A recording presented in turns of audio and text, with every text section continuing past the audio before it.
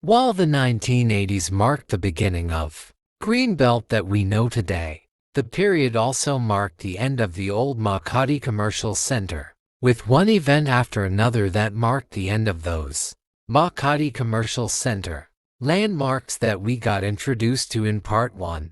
Not surprisingly, this era marked the beginning of the next chapter for this complex. It was no longer to be just Makati's center of commerce.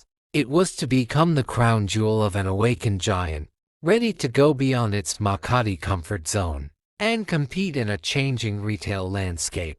An end to an era.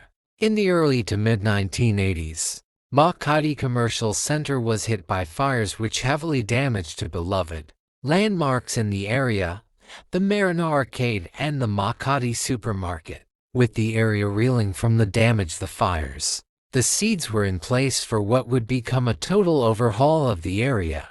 In both instances, the Ayala landowners didn't bother to rebuild the damaged structures, opting instead for new structures to take their place, which we will discuss in a bit. Another key event that marked the end of the Makati Commercial Center was the end of the various leases the Ayalas entered with the establishments there. Most of them originally leased for a period of 25 years. As was discussed in the previous installment, it also coincided with the Ayalas entering into the retail development business themselves and no longer content being landlords. Some, like Sulu Restaurant, saw the warning signs and voluntarily closed down for good by 1989. Others, like the Rizal Theater, were demolished as soon as the lease expired, losing not only a work of a national artist like Juan Nakpol but also a unique architectural landmark that gave Makati its character. Ayala makes its moves, as Ayala was intent on building a new Makati commercial complex from the ground up.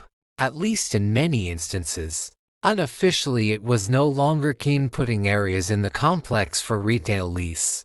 Thus, the site of the former Makati Supermarket was replaced with a new building, Quad to complement the original Quad building which Ayala originally built in the 1970s. Meanwhile, the site of Sulu Restaurant becoming Quad 3 and the former Bricktown and Mayfair arcades becoming Quad 4.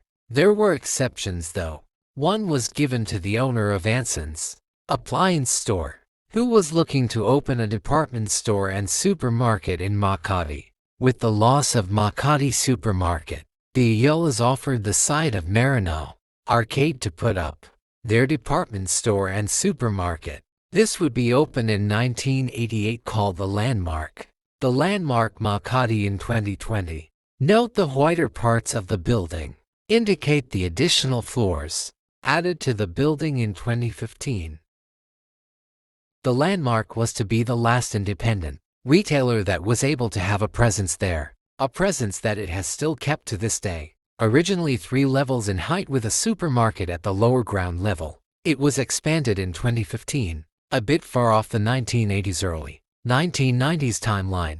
This part is focused on but worth noting here, with 2 additional levels at the top, the topmost serving as the site a Catholic chapel, Makati Shangri-La Hotel. Ayala also went full steam in developing hospitality and office spaces in the complex. In 1993, the Makati Shangri-La Hotel was opened right at the site of the Rizal Theater, the second Shangri-La Hotel in the country after the successful opening of the EDSA Shangri-La Hotel a year previously, not to mention its mall in Mandalayan, which opened in 1991.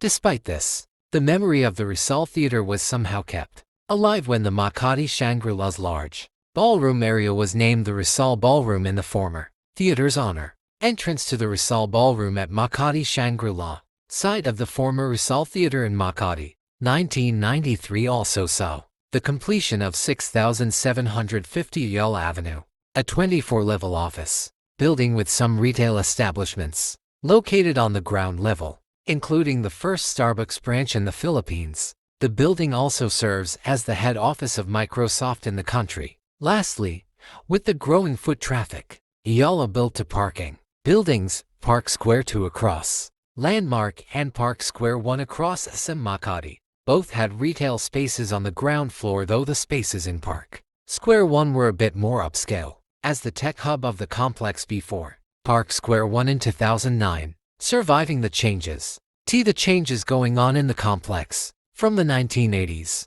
to the early 1990s, Reston's, Hotel Intercontinental, SM Makati, and Hotel Nico now Dusit Thani Hotel managed to survive, though Hotel Intercontinental did not manage to survive long enough to make it up to 2016.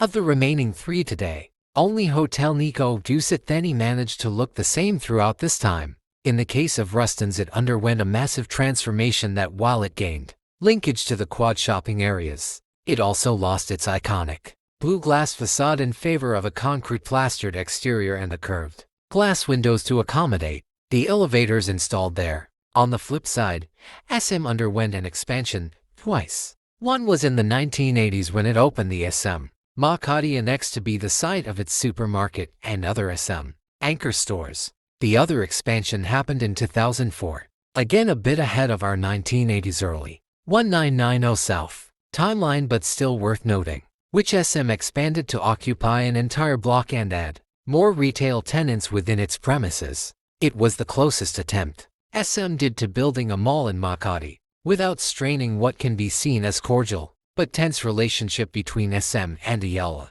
which have become rival retail development giants by this point. This side of SM Makati seen in this photo is the product of the 2004 expansion project. As to when and how Ayala finally became a retail development giant in its own right is what we will be looking at in part 4, with the birth of Glorietta and the transformation of the Makati and Greenbelt complexes into one Ayala Center.